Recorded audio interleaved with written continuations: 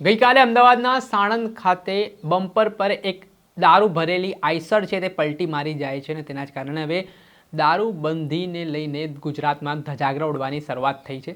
આગામી દિવસોમાં 31 ડિસેમ્બર છે તે પહેલાં જ હવે બુટલેગરો દ્વારા નિત નવા કિમિયાઓ અપનાવી ગુજરાતમાં દારૂ ઠાલવવામાં આવી રહ્યો છે। પરંતુ આ વચ્ચે કોંગ્રેસના પ્રદેશ પ્રમુખ અમિત ચાવડા બગડ્યા છે। કેન્દ્રીય ગૃહમંત્રી અમિત શાહ ઉપર પ્રહાર કરતા શું કહ્યું, વિગતે વાત કરીએ। વૈષ્ણવજન તો તેને કહીએ જે પીડ પરાઈ જાનાને રે। નમસ્કાર દર્શક મિત્રો, નવજે ન્યૂઝમાં આપનું સ્વાગત છે। હું છું ફૈઝાન। આમ તો ગુજરાતમાં દારૂબંધી છે, છતાં અવારનવાર ગુજરાતમાં દારૂબંધીને લઈને સવાલો ઉઠતા હોય છે અને થોડાક દિવસ પહેલાં જન આક્રોશ યાત્રા દરમિયાન જે રીતે વડગામના ધારાસભ્ય જિગ્નેશ મેવાણીએ કેટલાક સનસનતા સવાલો ઉઠાવ્યા હતા દારૂને લઈને, તેમને જે જન આક્રોશ યાત્રામાં જે રજૂઆતો મળી રહી છે, જે ફરિયાદો મળી રહી છે, તેને લઈને પણ તેમણે વાત કરી હતી। દારૂ અને ડ્રગ્સ મુદ્દે કોંગ્રેસ છે તે લડી લેવાના મૂડમાં પણ દેખાઈ રહી છે અને આ વચ્ચે ગઈકાલે સાણંદમાં એક આઈસર છે તે જઈ રહી હતી, તેમાં વિદેશી દારૂ ભરેલો હતો અને આ આઈસર એકદમ અચાનક બમ્પ આવતા તે પલટી ખાઈ જાય છે અને તેમાં વિદેશી દારૂની બોટલો છે તે મુદ્દામાલ બહાર આવી જાય છે અને આ ઘટના બન્યા બાદ હવે સવાલો ઉઠવાની શરૂઆત થઈ છે। આ મામલે કોંગ્રેસના પ્રદેશ પ્રમુખ અમિત ચાવડાએ કેટલાક સણસણતા સવાલો કર્યા છે। તેમણે કહ્યું છે કે કેન્દ્રીય ગૃહમંત્રી અમિત શાહના મત વિસ્તારમાં આ દારૂ ભરેલો ટ્રક છે તે ઘૂસી જાય છે। આ છેક ટ્રક છે તે અન્ય રાજ્યમાંથી સાણંદ સુધી આવી જાય છે, છતાં પોલીસને ખબર નથી પડતી।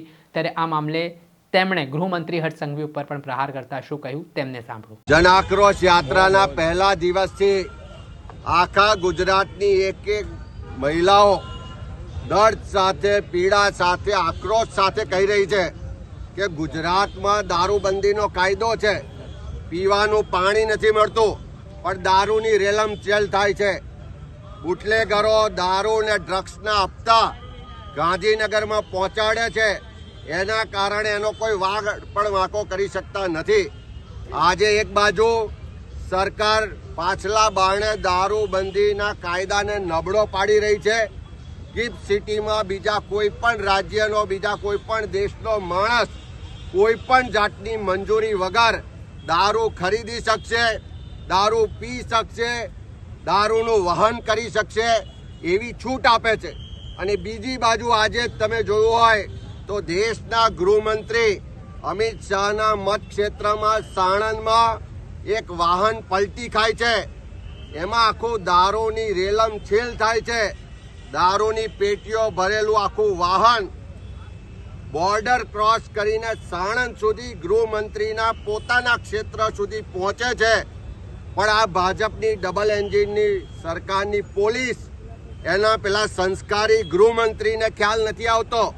જ્યારે વાહન પલટી થાય છે ત્યારે આખી દુનિયા જોવે છે કે ગુજરાતમાં દારૂબંધીનો કાયદો ખાલી કાગળ પર છે, દારૂની રેલમછેલ ગલીએ ગલીએ છે। હપ્તા રાજને કારણે યુવાધન બરબાદ થઈ રહ્યું છે।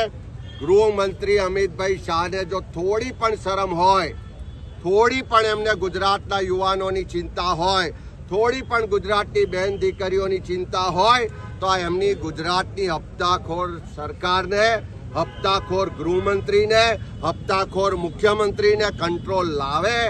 આ દારૂની રેલમછેલ તમારા વિસ્તારમાં આજે આખી દુનિયા જોઈ રહી છે, એને બંધ કરાવે। આપે સાંભળ્યા હતા ગુજરાત કોંગ્રેસના પ્રદેશ પ્રમુખ અમિત ચાવડા।